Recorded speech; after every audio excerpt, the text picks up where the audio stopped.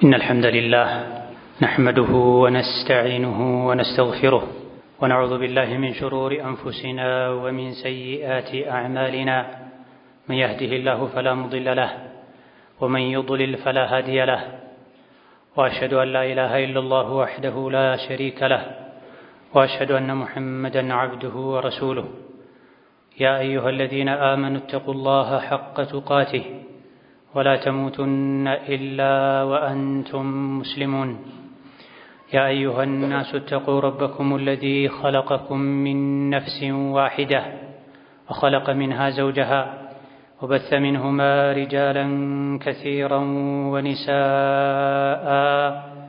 واتقوا الله الذي تساءلون به والأرحام إن الله كان عليكم رقيبا يا أيها الذين آمنوا اتقوا الله وقولوا قولا سديدا يصلح لكم أعمالكم ويغفر لكم ذنوبكم ومن يطع الله ورسوله فقد فاز فوزا عظيما أما بعد فإن أصدق الحديث كتاب الله وخير الهدي هدي محمد صلى الله عليه وعلى آله وأصحابه وسلم تسليما كثيرا وشر الأمور محدثاتها فإن كل محدثة بدعة وكل بدعة ضلالة وأوصيكم ونفسي بتقوى الله يا عباد الله فاتقوا الله تعالى في السر والعلن وراقبوا ربكم الذي لا تخفى عليه خافية يا الله باروتشوي الله يعزاكم بمتعزز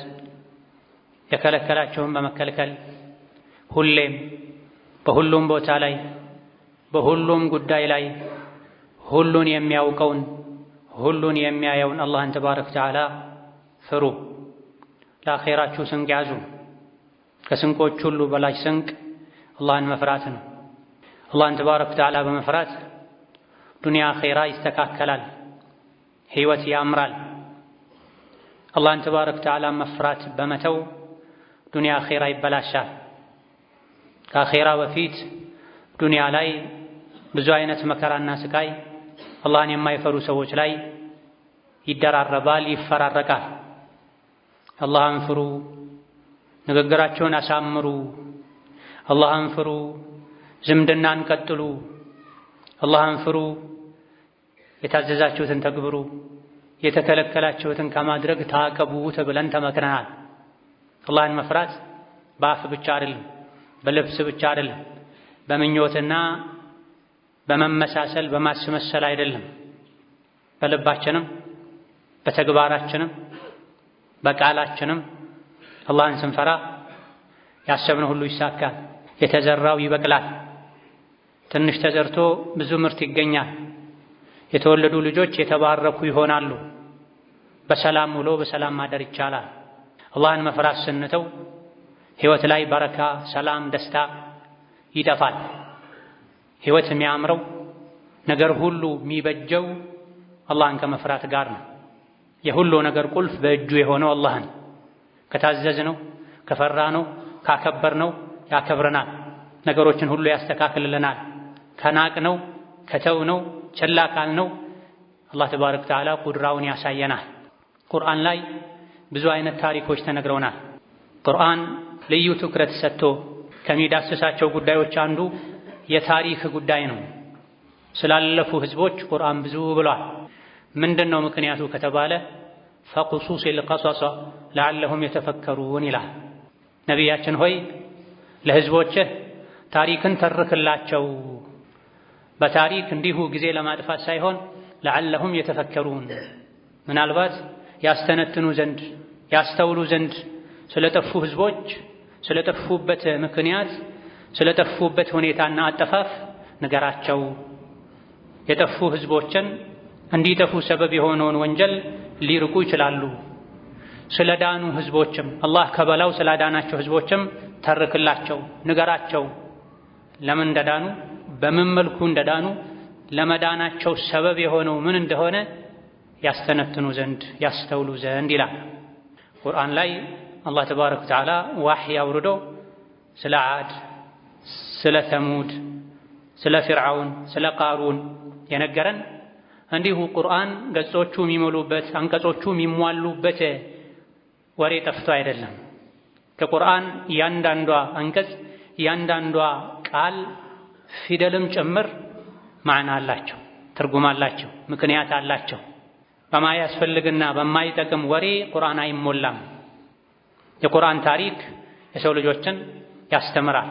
ነገር ግን አቅል ላለው ማገናዘብ ለሚችል ለሚሰማ ብቻ ሳይሆን ቁርአን ላይ ከተነገሩን በዘመናችን ካለው ሁኔታ ጋር ተያያዥ ከሆኑ ሊያስተምሩ ከሚችሉ ታሪኮችና ቂሷዎች አንዱ የቃሩን ቂሷ ነው። በነ ሙሳ ዘመን አለይሂ ሰላም ከፊርዓውን ጋር አብሮ የሚሰራ አሽቃባጭ የሆነ ሀብት ያጠገበው ቃሩን የሚባል ሰው ነበረ። ቁርአን ላይ አላህ በተለያዩ አንቀጾች ሱራዎች ውስጥ የቃሩንን ታሪክ ጠቀስ አድርገዋል። ሱረቱ አልቀሶስ ላይ ደግሞ በሰፊው ከመነሻ እስከ መጨረሻው ነግሮናል። ካነ ሚን ቀውሚ ሙሳ፣ እንደው እውቀት ጎድሎት አይደለም፣ መረጃ ሳይደርሰው ጌታውን ሳያውቅ ቀርቶ አይደለም። ከሙሳ ህዝቦች ነበረ ሙሳን የሚያክል አላህ ያከበረው ተውራትን በራሱ እጅ ጽፎ የሰጠው አላህ በቀጥታ ያናገረው ነቢይ በነበረበት ዘመን ነበር ያለው። አልፎም የሙሳ ቅርብ ዘመድም ነበረ፣ ያጎታቸው ልጅ ነበር ተብሏል። የማወቅ የመገሰጽ እድሉ እያለው ፈበጋ ዐለይሂም የዘመኑ የሀገሩ ህዝቦቹ ላይ አመፀ፣ ጠገበ፣ ወሰን አለፈ። ወሰን የማለፉ የማመፁ ምክንያትም ሰፊ ሀብት ነበረው። ሀብቱን የሰጠው አላህ ነበር። ሀብትና ስልጣን ፈተናዎች ናቸው። ከተጠቀሙባቸው ምድርን ያስተካክላሉ፣ ካልተጠቀሙባቸው አያያዛቸውን ካልቻሉበት ሰዎች የሰውን ልጅ የራሱንም ከዙሪያው ያሉ ሰዎችንም ህይወት ያበላሻሉ። ቃሩን እውቀት ነበረው።